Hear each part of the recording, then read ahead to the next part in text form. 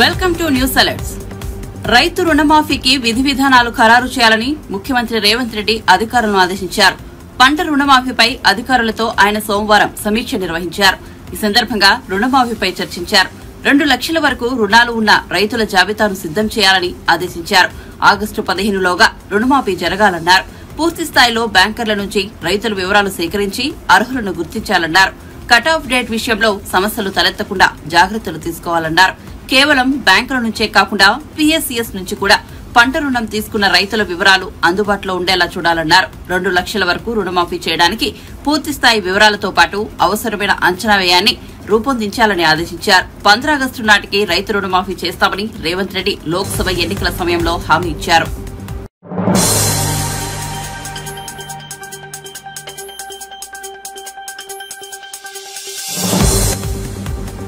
TDP MLA రఘురామకృష్ణంరాజును గతంలో ఓసారి CID అధికారులు అదుపులోకి తీసుకున్న సంగతి తెలిసిందే.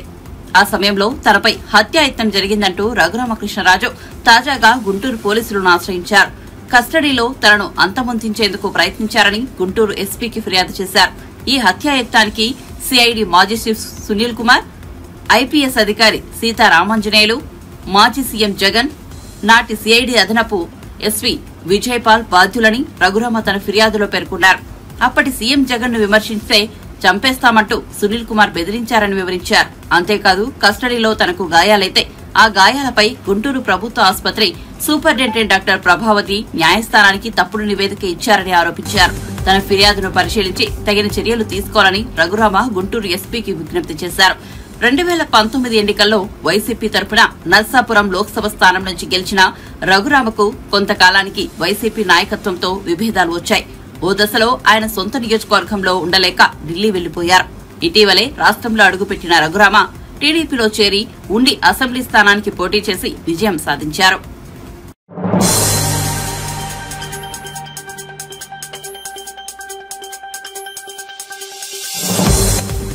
నరేంద్ర మోదీ ప్రధాని కాకముందు దేశంలో విద్యుత్ కోతలు ఉండేవని, ఇప్పుడు విద్యుత్ కోతలు లేని దేశాన్ని చూస్తున్నామని కేంద్ర మంత్రి కిషన్ రెడ్డి అన్నారు. సోమవారం ఢిల్లీలో ఆయన మీడియాతో మాట్లాడుతూ ముఖ్యమైన శాఖల్లో పాత మంత్రులే కొనసాగుతున్నట్లు చెప్పారు. తెలంగాణ నుంచి 2 కీలక పదవులు వచ్చాయన్నారు. తనకు బొగ్గు గనుల శాఖను, బండి సంజయ్ కి హోంశాఖ సహాయ మంత్రిని కేటాయించారని తెలిపారు. దేశంలో విద్యుత్ ఉత్పత్తిలో బొగ్గుది కీలక పాత్ర అన్నారు. రాష్ట్రపతి భవన్ లో కేంద్ర మంత్రిగా ప్రమాణ స్వీకారం చేసిన కిషన్ రెడ్డికి బొగ్గు గనుల శాఖను కేటాయించారు. అదేవిధంగా ప్రధానమంత్రి గారు నాకు కూడా ఈరోజు చేంజ్ చేసి కోల్ అండ్ మైన్స్ ఈ 2 మంత్రిత్వ శాఖలకు సంబంధించినటువంటి బాధ్యతలు, coal ministry and mines ministry 2 మినిస్ట్రీలకు సంబంధించినటువంటి బాధ్యతలు నాకు అప్పగించడం జరిగింది. 1-2 రోజుల్లో బాధ్యతలు చేపట్టిన తర్వాత అధికారులతో చర్చించి 100 రోజుల్లో ఎజెండా ఏంటి, రానున్న రోజుల్లో ఏ రకంగా మరి ఈ 2 మంత్రిత్వ శాఖల గురించి వివరాలు తెలుసుకొని మరి దానిపైన కార్యాచరణ ప్రణాళిక రూపొందిస్తాము.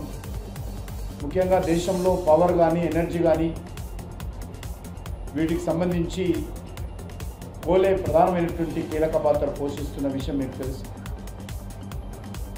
అనేక దేశ అభివృద్ధిలో బొగ్గు చాలా కీలక పాత్ర పోషిస్తుంది. కాబట్టి దానికి సంబంధించినటువంటి బొగ్గు గనుల కేటాయింపులు కావచ్చు, బొగ్గు తవ్వకాలు కావచ్చు, వాటి సరఫరా కావచ్చు, ఎన్వైరన్మెంట్ పరిస్థితి కావచ్చు, పనిచేస్తున్నటువంటి లక్షలాది మంది కార్మికుల సంక్షేమం కావచ్చు, ఇవన్నీ కూడా కోల్ మినిస్ట్రీలో చేయాల్సి ఉంటుంది. నాకు పూర్తి విశ్వాసం ఉంది. ప్రధానమంత్రి నరేంద్ర మోడీ గారి యొక్క మార్గదర్శకంలో తప్పకుండా ఈ కోల్ మినిస్ట్రీని సమర్థవంతంగా నిర్వహించాలి. దాన్ని మరింతగా పట్టుదలతో పనిచేస్తానని చెప్పి ఈ సందర్భంగా మనయేస్తున్నాను. చాలా పెద్ద మంత్రిత్వ శాఖ కోల్ ఫీల్డ్కి సంబంధించి కావచ్చు, కోల్ ఇండియా కావచ్చు, ఇవన్నీ కూడా సమన్వయం చేసుకుంటూ అనేక ప్రైవేట్ సెక్టార్లో ఉన్నటువంటి మరి అనేక సంస్థలు కూడా ఈరోజు బొగ్గు గనులు వారు ఓపెన్ యాక్షన్లో తీసుకొని బొగ్గును ఈరోజు ఉత్పత్తి చేస్తూ ఉన్నారు. వారందరితో కూడా సమన్వయం చేసుకుంటూ దేశంలో కూడా ఎక్కడ కూడా బొగ్గు కొరత లేకుండా చూడాల్సినటువంటి అవసరం ఉంది. అవి పవర్ జనరేషన్ చేసేటువంటి కంపెనీలు కావచ్చు, లేక అనేక స్టీల్ తయారు చేసేటువంటి కంపెనీలు కావచ్చు, అందరికీ కూడా బొగ్గు అవసరము ఉంటుంది. కాబట్టి దీనికి సంబంధించినటువంటి విషయంలో నేను పూర్తిగా అవగాహన చేసుకున్న తర్వాత ఆ పని మొదలు పెడతాను. ప్రధానమంత్రి గారు ఎంతో విశ్వాసంతో మరి ఈ రెండు ప్రధానమైనటువంటి శాఖలు నాకు ఇవ్వడం జరిగింది. అలాగనే ఈరోజు మైన్స్ డిపార్ట్మెంట్ కూడా ఎక్కువ రాష్ట్ర ప్రభుత్వ ఆధ్వర్యంలో మైన్స్కి సంబంధించినటువంటి ఇసుక నుంచి మొదలు పెడితే అనేక రకాల మైనింగ్ చేసేటువంటి బాధ్యత రాష్ట్ర ప్రభుత్వాల మీద ఉన్నది. అన్నిటి కూడా ఇసుక ఆ యొక్క రాష్ట్ర ప్రభుత్వాల ఆధ్వర్యంలోనే అనుమతులు ఇస్తారు. కానీ కొన్ని ఇతర ఖనిజాలు ఏవైతే ఉన్నాయో వాటన్నిటిని కూడా మరి తవ్వకాలు చేయాలన్నా వాటికి సంబంధించినటువంటి ఉత్పత్తులకు సంబంధించి మరి అనేక రకాల పాలసీ తయారు చేసేటువంటి విభాగమే ఈరోజు మైన్స్ శాఖ. దాని ద్వారా కూడా మరి ఈరోజు మరి దేశానికి చాలా ఉపయోగపడేటువంటిది. ఈ రెండు శాఖలు కూడా దేశంలో ఎనర్జీ పవర్ సెక్టార్తో పాటు దేశానికి రెవెన్యూ తీసుకొచ్చేటువంటి శాఖలు, ప్రభుత్వాలకు ఆదాయ వనరులు తీసుకొచ్చేటువంటి శాఖలు. తప్పకుండా అటు రాష్ట్ర ప్రభుత్వాలకు కానీ ఇటు కేంద్ర ప్రభుత్వాలకు కానీ మరి కేంద్ర ప్రభుత్వానికి కానీ ఆదాయం పెంచే విషయంలో మరి ఎక్కడ కూడా మరి గతంలో ఉన్నటువంటి మంత్రి గారు మరి ప్రహ్లాద్ జోషి గారు చాలా సమర్థవంతంగా పనిచేయడం జరిగింది. మీకు అందరికీ తెలుసు, నరేంద్ర మోడీ గారు లేకముందు దేశంలో విద్యుత్ కోతలు ఉండేది.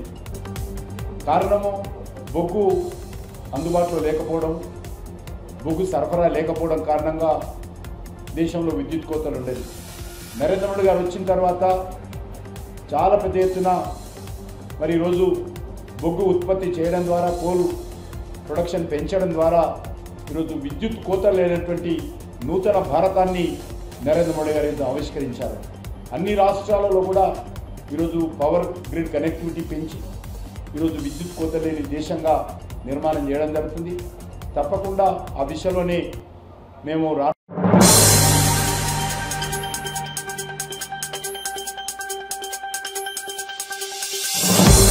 ఎన్నికల ఫలితాల అనంతరం ఏపీలో జరుగుతున్న ఘటనల పట్ల టీడీపీ జాతీయ అధికార ప్రతినిధి కొమ్మారెడ్డి పట్టాభిరామ్ స్పందించారు. రాష్ట్రంలో 5 ఏళ్ల కిందట వైసీపీనే హింసకు శ్రీకారం చుట్టిందని, ఆ హింస ఇంకా కొనసాగుతోందని అన్నారు. వైసీపీపై ప్రజాగ్రహం వెల్లువెత్తుతోందని తెలిపారు. గత ఎన్నికల్లో 151 సీట్లు గెలిచిన ఆ పార్టీని ఈసారి ప్రజలు 11 సీట్లకే పరిమితం చేశారని తెలిపారు. వారికి కనీసం ప్రతిపక్ష హోదా కూడా రాలేదని పట్టాభి పేర్కొన్నారు. కర్నూలు జిల్లాలో ఓ టీడీపీ కార్యకర్తను అందరూ చూస్తుండగానే దారుణంగా హత్య చేశారని వెల్లడించారు. ఎన్నికల్లో ఘోర పరాజయం పాలైనప్పటికీ వారు ఇంకా గుణపాఠం నేర్చుకోలేదని పట్టాభి విమర్శించారు. టీడీపీ ఎప్పటికీ హింసను ప్రోత్సహించదని, ప్రశాంత వాతావరణం నెలకొల్పేందుకు తమ పార్టీ కట్టుబడి ఉందని స్పష్టం చేశారు. రాష్ట్రంలో సైకోలుగా ముద్ర వేయించుకున్నటువంటి నాయకులందరూ కూడా సైకో జగన్మోహన్ రెడ్డి నేతృత్వంలో జిల్లాల వారీగా, నియోజకవర్గాల వారీగా పిల్ల సైకోలుగా ముద్ర వేయించుకున్నటువంటి నాయకులందరూ మీడియా ముందుకు వచ్చి నంగనాచుల్లాగా మాట్లాడుతూ ఉన్నారు. అసలు ఏ పాపం ఎరగనటువంటి వ్యక్తులుగా అత్యంత బుద్ధిమంతుల్లాగా మాట్లాడుతూ ఉంటే రాష్ట్ర ప్రజలందరూ కూడా ముక్కు నేలేసుకుంటా ఉన్నారు. ఓరు మీ దుంపదగా ఏం మాట్లాడుతూ ఉన్నారా, మీరు చేసినటువంటి పిచ్చి చేష్టలేంటి, మీరు మాట్లాడుతున్నటువంటి మాటలు ఏంటని చెప్పి.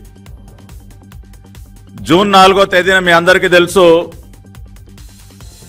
రాష్ట్రంలో ప్రతి ఊర్లో కూడా ఒక దీపావళి పండుగ జరుపుకున్నారు. ఒక నియంత పాలనకి ముగింపు పలికిన రోజు, రాష్ట్రానికి తిరిగి స్వాతంత్రాన్ని అందించినటువంటి రోజు జూన్ 4, 2024 చరిత్రలో నిలిచిపోతుంది. ఆ రోజున పెద్ద ఎత్తున ఉత్సవాలు, సంబరాలు జరుపుకున్నారు. ఈ రోజుకి కూడా ఆ పండుగ వాతావరణం ఆగలేదు. జూన్ 12 కోసం ఎదురు చూస్తూ ఉన్నారు. ఈ రోజున నారా చంద్రబాబు నాయుడు అనే నేను అన్న వాక్యాన్ని వినడం కోసం ఎన్నో రోజులుగా తపిస్తున్నటువంటి రాష్ట్ర ప్రజలు జూన్ 12 ఉదయం 11:27 నారా చంద్రబాబు నాయుడు అనే నేను అన్న వాక్యాన్ని వినబోతున్నారు. ఆ రోజున తిరిగి ఒక సంక్రాంతి పండుగ జరుపుకోవటానికి సంసిద్ధులవుతా ఉన్నారు ప్రజలందరూ కూడా. రాష్ట్రంలో వాతావరణం ఈ విధంగా ఉంటే ఈ పిల్ల సైకో మోకొచ్చి మీడియా ముందుకు వచ్చి అప్పుడే ఆడవటం మొదలెట్టారు. అయ్యో అమ్మో మా పైన దాడులు చేస్తా ఉన్నారు, మమ్మల్ని చితగ్గొడతా ఉన్నారు అని రకరకాల డ్రామాలు అప్పుడే మొదలు పెట్టేశారు. కానీ జరుగుతున్నటువంటి వాస్తవాలు ఏంటో ఒకసారి గమనిస్తే, నిన్న కర్నూలు జిల్లాలో బొమ్మిరెడ్డిపల్లిలో మా పార్టీ నాయకుడు గిరినాథ్ చౌదరి గారిని అత్యంత కిరాతకంగా నడి రోడ్డు మీద హత్య చేశారు వైసీపీ సైకో మోకలు. మాజీ ఎమ్మెల్యే కంగాటి శ్రీదేవి కుటుంబ సభ్యులు అనుచరులు మా పార్టీ నేత గిరినాథ్ చౌదరిని అత్యంత కిరాతకంగా నడి రోడ్డు పైన హత్య చేశారు. నిన్న 24 గంటలు కూడా అవలేదు. దీనికి ఏం చెప్తారు ఈ పిల్ల సైకోలు? ఇవాళ హింసని ప్రేరేపిస్తున్నది ఎవరు? హింసకి పాల్పడుతున్నది ఎవరు? గిరినాథ్ చౌదరిని చంపింది వైసీపీ పిల్ల సైకోలు, అవునా కాదా? ఇవాళ నంగనాచుల్లాగా మీడియా ముందుకు వచ్చి మాట్లాడుతున్నటువంటి ఆ గుడివాడ గుట్కా గారిని అడుగుతా ఉన్నా, ఎరా కొడాలి నాని, ఎవర్రా చంపింది? గిరినాథ్ చౌదరి అనే తెలుగుదేశం పార్టీ నాయకుడిని ఎవరు చంపింది? మీ పార్టీ సైకో మోకలు కాదా? ఏమయ్యా పేరుని నాని, ఏంటయా మాట్లాడుతా ఉన్నావు మీడియా ముందుకు వచ్చి? కౌంటింగ్కి 2 రోజుల ముందున నువ్వు వచ్చి మాట్లాడినటువంటి మాటలేంటి? గంటలు లెక్క పెట్టుకోండిరా, మీ సంగతి తేలుస్తాం. ఏది కౌంటింగ్కి 2 రోజుల ముందు? దాన్ని బట్టి అర్థం కావట్లేదా మీ వ్యవహార శైలి ఏంటో? ఒక పక్కన ఇటువంటి దారుణాలు చేస్తూ ప్రజలు మక్కిలెరగొట్టి మిమ్మల్ని మోకాళ్ళ మీద నుంచోబెట్టిన 11 సీట్లతో మిమ్మల్ని మోకాళ్ళ మీద నుంచోబెట్టారు ఈ రాష్ట్రంలో. ప్రజా తీర్పు ఆ విధంగా ఉన్నా కూడా ఇంకా బుద్ధి తెచ్చుకోకుండా ఈ సైకో చేష్టలు.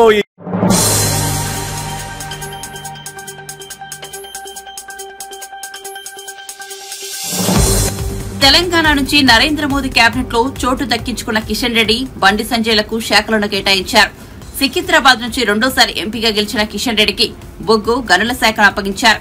కరీంనగర్ నుంచి రెండోసారి విజయం సాధించిన బండి సంజయ్ కి హోంశాఖ సహాయ మంత్రి బాధ్యతను అప్పగించారు. సికింద్రాబాద్ నుంచి కిషన్ రెడ్డి దాదాపు 50,000 మెజార్టీతో విజయం సాధించారు. ఇక కరీంనగర్ నుండి బండి సంజయ్ 2.25 లక్షల భారీ మెజార్టీతో విజయం సాధించారు. వీరిద్దరూ 2019లో మొదటిసారి ఇవే నియోజకవర్గాల నుంచి విజయం సాధించారు. కాబట్టి నాకు ఇందులో ఏ రకమైనటువంటి అనుభవం లేదు. అయినప్పటికీ కూడా చాలా తొందరగా ఈ యొక్క కోల్ మినిస్ట్రీకి సంబంధించినటువంటి విధి విధానాలు కావచ్చు, వాళ్ళు చేస్తున్నటువంటి కార్యక్రమాలు కావచ్చు, కోల్ ఇండియాలో పనిచేస్తున్నటువంటి లక్షలాది మంది కార్మికుల సంక్షేమం కావచ్చు, వీటన్నిటిపైన కూడా సమగ్రంగా అధ్యయనం చేసుకొని మేము నరేంద్ర మోడీ గారి యొక్క మార్గదర్శనంలో తప్పకుండా ఈ దేశానికి ఉపయోగపడేటువంటి కోల్ అండ్ ఎనర్జీకి సంబంధించినటువంటి విషయంలో కావచ్చు, లేకపోతే మైన్స్ విషయంలో కావచ్చు సమర్థవంతంగా నిర్వర్తిస్తాను. ఒక తెలుగు వాడిగా మరి తెలుగు రాష్ట్రాలకు మంచి పేరు తీసుకొచ్చేటువంటి ప్రయత్నం చేస్తాను అనే విషయాన్ని సందర్భంగా మనయేస్తూ మరొకసారి నాకు కానీ మన తెలుగు రాష్ట్రాల నుంచి వచ్చినటువంటి మరొక 4 మంత్రులకు కూడా మంచి శాఖలు కేటాయించినందుకు నేను ప్రత్యేకంగా తెలుగు ప్రజానీకం తరఫున ప్రధాని నరేంద్ర మోడీ గారికి హృదయపూర్వకమైనటువంటి ధన్యవాదాలు తెలియజేస్తా ఉన్నాము. తప్పకుండా ఉభయ తెలుగు రాష్ట్రాల అభివృద్ధి కోసం నరేంద్ర మోడీ గారి నాయకత్వంలో అన్ని రకాలుగా ప్రయత్నాలు చేస్తామని చెప్పి సందర్భంగా మనయేస్తూ 12వ తేదీ నాడు ఏదైతే ఆంధ్రప్రదేశ్లో చంద్రబాబు నాయుడు గారు ఏదైతే వాళ్ళ మంత్రిత్వ శాఖలు మంత్రులు ఏదైతే ప్రమాణ స్వీకారం కార్యక్రమం ఉంటుందో దానికి భారత ప్రధానమంత్రి గారు కూడా మరి నరేంద్ర మోడీ గారు కూడా రాబోతున్నారు. కాబట్టి తప్పకుండా రానున్న రోజుల్లో ఉభయ తెలుగు రాష్ట్రాలు మరింత వేగవంతంగా మరింత సమాంతరంగా ఇతర రాష్ట్రాలతో పోటీ పడే విధంగా భారతదేశం అభివృద్ధిలో కీలక పాత్ర పోషిస్తూ ఈ రెండు రాష్ట్రాల అభివృద్ధి కోసము కేంద్ర ప్రభుత్వము అన్ని రకాలుగా సహకారాలు అందిస్తుందని చెప్పి ఈ సందర్భంగా మనవి చేస్తూ మరొకసారి నా తరఫున తెలుగు ప్రజల తరఫున ప్రత్యేకంగా ప్రధానమంత్రి గారికి ధన్యవాదాలు తెలియజేస్తా ఉన్నాను. ముఖ్యంగా రామ్మోహన్ నాయుడు గారికి సివిల్ ఏవియేషన్ మినిస్ట్రీ ఇవ్వడం ఇటు హైదరాబాద్లో కానీ అదేవిధంగా విజయవాడ, రాజమండ్రి, కడప, అదేవిధంగా పుట్టపర్తి, విశాఖపట్నం ఎయిర్పోర్ట్లను సమర్థవంతంగా అభివృద్ధి చేయడం కావచ్చు. వరంగల్లో కూడా ఉన్నటువంటి పురాతనమైనటువంటి ఎయిర్పోర్ట్ పునరుద్ధరించే విషయంలో గతంలో కేసీఆర్ గారు పూర్తిగా నిర్లక్ష్యం చేయడం జరిగింది. తప్పకుండా ఇప్పుడైనా సరే ఆ యొక్క మన రాష్ట్రానికి సంబంధించి ఉభయ రాష్ట్రాలకు సంబంధించినటువంటి మంత్రి గారు వచ్చారు కాబట్టి తప్పకుండా తెలంగాణ ప్రభుత్వంతో మాట్లాడి వరంగల్లో కూడా ఎయిర్పోర్టు తొందరగా రావడం కోసము నా వంతు ప్రయత్నం కూడా నేను చేస్తానని చెప్పి ఈ సందర్భంగా మనయేస్తూ అనేక మంత్రిత్వ శాఖలు కూడా పూర్తిగా ఈ తెలుగు రాష్ట్రాలకు సంబంధించి అన్ని రకాలుగా సమన్వయం చేసుకుంటూ ఈ త్రిపుల రింగ్ రోడ్ కావచ్చు, రీజనల్ రింగ్ రోడ్ కావచ్చు, అనేక రకాల రైల్వే ప్రాజెక్టులు కావచ్చు, జాతీయ రహదారుల అభివృద్ధి విషయంలో కావచ్చు, ఇతర పరిశోధన సంస్థలు కావచ్చు, అన్నిటి పట్ల కూడా సమర్థవంతంగా ముందుకు తీసుకెళ్లేటువంటి ప్రయత్నం చేస్తానని చెప్పి నేను ఈ సందర్భంగా మనవి చేస్తూ సెలవు తీసుకుంటున్నాను. ఇప్పుడే కొద్దిగా మీలాంటి సలహా తీసుకొని ఎప్పుడు తీసుకోమంటారో కనుక్కొని చేస్తాను.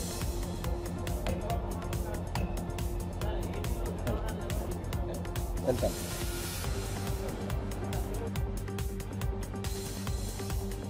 నిన్నటి రోజు భారత ప్రధానమంత్రి నరేంద్ర మోడీ గారు వారితో పాటు మిగతా క్యాబినెట్ మినిస్టర్స్, సహాయ మంత్రులందరూ కూడా ప్రమాణ స్వీకారం చేసిన విషయం మనకు తెలుసు.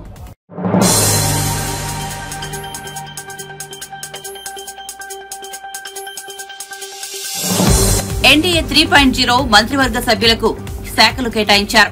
టీడీపీ యువ ఎంపీ కింజరపు రామ్మోహన్ నాయుడుకి పౌర విమానయాన శాఖను అప్పగించారు. టీడీపీ తరపున కేంద్ర మంత్రివర్గంలో రామ్మోహన్ నాయుడు, పెమ్మసాని చంద్రశేఖర్ చోటు దక్కించుకున్న సంగతి తెలిసిందే.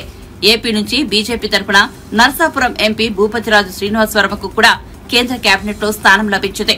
పెమ్మసాని చంద్రశేఖర్ కు గ్రామీణాభివృద్ది శాఖ సహాయ మంత్రి పదవి కేటాయించారు. శ్రీనివాస వర్మకు భారీ పరిశ్రమల శాఖ సహాయ మంత్రి పదవి లభించింది. క్యాబినెట్ మినిస్టర్గా నిన్న ప్రమాణ స్వీకారం చేసినటువంటి రామ్మోహన్ నాయుడు గారు సివిల్ ఏవియేషన్ పౌర విమానయాన శాఖగా వారు కేటాయింపు చేయడం జరిగింది వారికి. అదేవిధంగా సహాయ మంత్రిగా ప్రమాణ స్వీకారం చేసినటువంటి బండి సంజయ్ కుమార్ గారికి హోంశాఖ సహాయ మంత్రిగా వారికి శాఖ కేటాయింపు చేయడం జరిగింది. అదేవిధంగా చంద్రశేఖర్ గారు గుంటూరు నుంచి వచ్చినటువంటి వారికి గ్రామీణాభివృద్ధి అండ్ కమ్యూనికేషన్ మంత్రిత్వ శాఖలు వారికి సహాయ మంత్రిగా వారికి కేటాయింపడం జరిగింది. అదేవిధంగా శ్రీనివాస్ వర్మ గారు ఎవరైతే నర్సాపురం నుంచి పార్లమెంట్ సభ్యుడిగా గెలిచి నిన్న సహాయ మంత్రిగా బాధ్యతలు చేపట్టారో వారికి ఈరోజు భారీ పరిశ్రమలు, ఉక్కు శాఖ వారికి కేటాయించడం జరిగింది. అదేవిధంగా ప్రధానమంత్రి గారు నాకు కూడా ఈరోజు చేంజ్ చేసి కోల్ అండ్ మైన్స్ ఈ రెండు మంత్రిత్వ శాఖలకు సంబంధించినటువంటి బాధ్యతలు, coal ministry and mines ministry ఈ రెండు మినిస్ట్రీలకు సంబంధించినటువంటి బాధ్యతలు నాకు అప్పగించడం జరిగింది. 1-2 రోజుల్లో బాధ్యతలు చేపట్టిన తర్వాత అధికారులతో చర్చించి 100 రోజుల్లో ఎజెండా ఏంటి, రానున్న రోజుల్లో ఏ రకంగా మరి ఈ 2 మంత్రిత్వ శాఖల గురించి వివరాలు తెలుసుకొని మరి దానిపైన కార్యాచరణ ప్రణాళిక రూపొందిస్తాము. ముఖ్యంగా దేశంలో పవర్ కానీ ఎనర్జీ కానీ వీటికి సంబంధించి కోలే ప్రధానమైనటువంటి కీలక పాత్ర పోషిస్తున్న విషయం మీకు తెలుసు. అనేక దేశ అభివృద్ధిలో బొగ్గు చాలా కీలక పాత్ర పోషిస్తుంది. కాబట్టి దానికి సంబంధించినటువంటి బొగ్గు గనుల కేటాయింపులు కావచ్చు, బొగ్గు తవ్వకాలు కావచ్చు, వాటి సరఫరా కావచ్చు, ఎన్వైరన్మెంట్ పరిస్థితి కావచ్చు, పనిచేస్తున్నటువంటి లక్షలాది మంది కార్మికుల సంక్షేమం కావచ్చు, ఇవన్నీ కూడా కోల్ మినిస్ట్రీలో చేయాల్సి ఉంటుంది. నాకు పూర్తి విశ్వాసం ఉంది. ప్రధానమంత్రి నరేంద్ర మోడీ గారి యొక్క మార్గదర్శకంలో తప్పకుండా ఈ కోల్ మినిస్ట్రీని సమర్థవంతంగా నిర్వహించాలి. దాన్ని మరింతగా పట్టుదలతో పనిచేస్తానని చెప్పి ఈ సందర్భంగా మనయేస్తున్నాం. చాలా పెద్ద మంత్రిత్వ శాఖ కోల్ ఫీల్డ్కి సంబంధించి కావచ్చు, కోల్ ఇండియా కావచ్చు, ఇవన్నీ కూడా సమన్వయం చేసుకుంటూ అనేక ప్రైవేట్ సెక్టార్లో ఉన్నటువంటి మరి అనేక సంస్థలు కూడా ఈరోజు బొగ్గు గనులు వారు ఓపెన్ యాక్షన్లో తీసుకొని బొగ్గును ఈరోజు ఉత్పత్తి చేస్తూ ఉన్నారు. వారందరితో కూడా సమన్వయం చేసుకుంటూ దేశంలో కూడా ఎక్కడ కూడా బొగ్గు కొరత లేకుండా చూడాల్సినటువంటి అవసరం ఉంది. అవి పవర్ జనరేషన్ చేసేటువంటి కంపెనీలు కావచ్చు, లేక అనేక స్టీల్ తయారు చేసేటువంటి కంపెనీలు కావచ్చు, అందరికి కూడా బొగ్గు అవసరము ఉంటుంది. కాబట్టి దీనికి సంబంధించినటువంటి విషయంలో నేను పూర్తిగా అవగాహన చేసుకున్న తర్వాత ఆ పని మొదలు పెడతాను. ప్రధానమంత్రి గారు ఎంతో విశ్వాసంతో మరి ఈ 2 ప్రధానమైనటువంటి శాఖలు నాకు ఇవ్వడం జరిగింది. అలాగనే ఈరోజు మైన్స్ డిపార్ట్మెంట్ కూడా ఎక్కువ రాష్ట్ర ప్రభుత్వ ఆధ్వర్యంలో మైన్స్కి సంబంధించినటువంటి ఇసుక నుంచి మొదలు పెడితే అనేక రకాల మైనింగ్ చేసేటువంటి బాధ్యత రాష్ట్ర ప్రభుత్వాల మీద ఉన్నది. అన్నిటి కూడా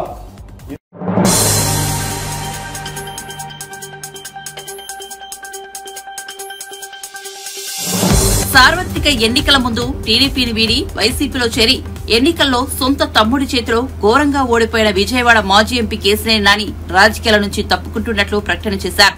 ఇంతటితో తన రాజకీయ ప్రస్థానం ముగిసిందని వెల్లడించారు.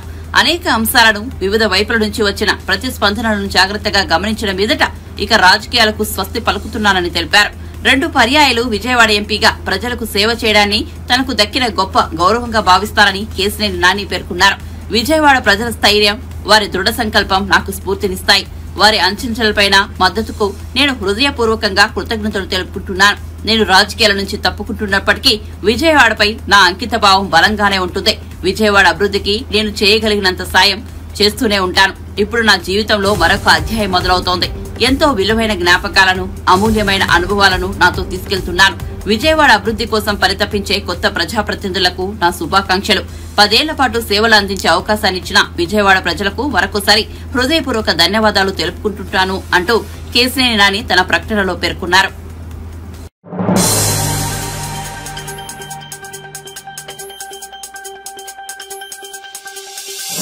విజయవాడ మాజీ ఎంపీ కేశినేని నాని రాజకీయాల నుంచి తప్పుకుంటున్నట్లు చేసిన ప్రకటనపై టీడీపీ నేత బుద్ధా వెంకన్న వ్యంగ్యంగా స్పందించారు.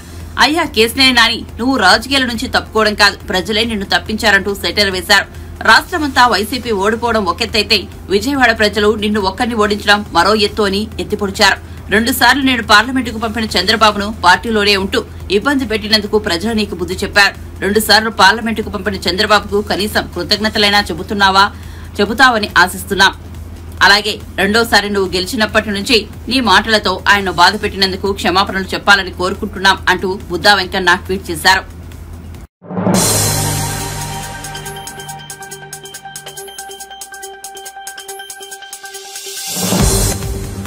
విశాఖ శారదాపీఠం అధిపతి స్వామి స్వరూపానందేంద్ర సరస్వతి మీడియా ముందుకు వచ్చి తాము రాజకీయాలకు దూరమని, తాము ఏ ప్రభుత్వంలోనూ తల దూర్చబోమని చెప్పారు.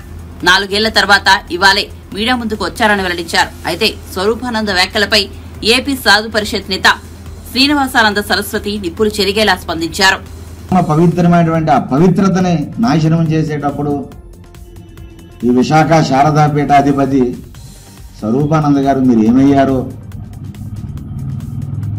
మీరు హిందూ ధర్మం కోసం కట్టుబడి ఉన్నామని చెప్పడానికి సిగ్గుపడాలి. మీలాంటి వాళ్ళు కాషాయం కట్టుకున్నందుకు హిందువులందరూ కూడా సిగ్గుపడుతున్నారు. స్వామీజీలు మేము ఎలాగా బాధపడుతున్నాం. యోగ్యత లేని వ్యక్తులు, అర్హత లేనటువంటి వ్యక్తులు కాషాయం ఒక ధర్మానికి ప్రతిరూపమని, నా ప్రజయ నా ధనేన త్యాగే నైకో అమృతత్వ మానసు ఉపనిషత్తులు ఈ కాషాయాన్ని గౌరవిస్తూ శ్లాఘిస్తూ ఉన్నాయి. త్యాగానికి ప్రతిరూపం కాషాయం. ధర్మాన్ని రక్షించే ఒక ప్రతిరూపంగా కాషాయాన్ని మనకు ఋషులు అందించారు. అటువంటి ధర్మాన్ని రక్షిస్తాము, హిందూ సనాతన ధర్మ వైభవాన్ని కాపాడుతాము. మా ఋషి పరంపర, మా ఆలయాలు, మా గోవులు, దేవస్థానాలు, దేవాలయ భూములు ఇవన్నీ కూడా సనాతన ధర్మంలోకి వస్తాయి. వీటన్నిటికీ కూడా ప్రతినిధులుగా కాషాయం కట్టుకున్నటువంటి స్వామీజీలు ఆశ్రమాలు పెట్టుకొని ఉండాల్సినటువంటి తరుణంలో ఈ కాషాయానికి సిగ్గు తెచ్చిపెట్టారు మీరు. కాషాయం అంటే హిందూ సమాజం చేదరించుకునేటట్లుగా. అంటే ఇలాంటి వాళ్ళు కూడా స్వామీజీలేనా? వీళ్ళకి ధనార్జన తప్ప ధర్మం పట్టదా? హిందుత్వానికి ఇన్ని కష్టాలు వచ్చేటప్పుడు రోజుకొక దాడులు దేవాలయం మీద జరుగుతూ ఉంటే జగన్మోహన్ రెడ్డి గారి పాలనలో దాదాపుగా 400కు పైగా ఆలయాల మీద, దేవతా విగ్రహాల మీద, దేవాలయ భూముల మీద, అర్చకుల మీద, బ్రాహ్మణుల మీద, పురోహితుల మీద, ఆశ్రమాల మీద, చిత్తూరులో స్వామీజీని అక్కడ భూములు వైకాపా నాయకులు భూదందాలు చేసి అచ్యుతానంద స్వామి గారిని రాత్రి చంపేశారండి. ఏం స్వరూపానంద, ఎక్కడికి పోయావు నువ్వు? ఇలాంటి కాషాయ స్వామీజీల మీద హత్యలు చేస్తే ఆ రోజు మీ నోరేమైంది? ఆ రోజు నీ పీఠం ఏమైంది? ఆ రోజు ఎక్కడికి పోయావు నువ్వు? ఒక స్వామీజీని వైకాపా ప్రభుత్వంలో, ఈ ప్రభుత్వ హయాంలో పక్కా ప్లాన్తో స్వామిని అత్యంత దారుణంగా చంపేస్తే ఒక్క ప్రెస్ మీట్ పెట్టావు నువ్వు? సిగ్గు లేనటువంటి కాషాయం ముసుగు వేసుకొని ఇంకా నాటకాలు ఆడుతావా? ఇదని పీఠం తాలూకా ధర్మం.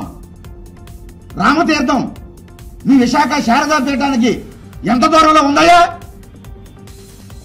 రామతీర్థంలో రాముడికి శిరస్సు ఖండిస్తే, పీక తొలగించేస్తే కోట్లాది మంది దేశాల్లో హిందువులందరూ రామభక్తులు కన్నీరు పెడితే నువ్వు కరిగావా? నీది ఒక పీఠం, నువ్వు ఒక స్వామివి, నువ్వు ఒక కాషాయ బట్టలు, కాషాయ దండాలు, కాషాయ అంబరదారులు. సిగ్గు లేదయ్యా? శ్రీరంగ నీతి చెప్తావు ఇప్పుడు అంటే ఇప్పుడు నీకు భయం వచ్చేసింది. ఇప్పటికే నీకు హిందువులందరూ కూడా ఛేదరించుకొని ఈయన హిందూ ధర్మానికి ద్రోహి, హిందుత్వాన్ని మంట కలుపుతున్నాడు ఈయన స్వామి కాదు, ఈయన ఒక వ్యాపారస్తుడుగా,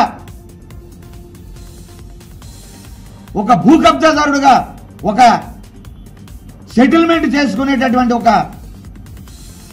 దీనమైన స్థితిలో ఉన్నాడని హిందూ సమాజం చేదరించుకొని పిలవడం మానేసింది. ఎక్కడికి కూడా ఏ కార్యక్రమాలకి ఆ పీఠాన్ని చూస్తే ప్రతి హిందువుడు కూడా పీఠాన్ని చూసి అందరూ కూడా ఉమ్మి వేసేస్తూ ఉన్నారు.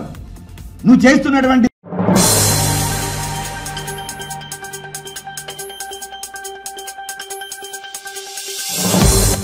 తెలంగాణలో రానున్న 3 రోజులు ఉరుములు మెరుపులతో కూడిన వర్షం కురిసే అవకాశం ఉందని హైదరాబాద్ వాతావరణ శాఖ తెలిపింది. తెలంగాణలో పలు ప్రాంతాల్లో నైరుతి రుతుపవనాలు విస్తరించాయి. ఉత్తర అరేబియా సముద్రం, మహారాష్టలోని మరికొన్ని ప్రాంతాల్లో రుతుపవనాలు విస్తరించనున్నాయి. నాసిక్, నిజామాబాద్, సుఖుమా, విజయనగరం, ఇస్లాంపూర్ వరకు విస్తరించనున్నట్లు పేర్కొంది. నైరుతి రుతుపవనాల విస్తరణ నేపథ్యంలో 3 రోజుల పాటు వర్షం కురిసే అవకాశం ఉందని తెలిపింది.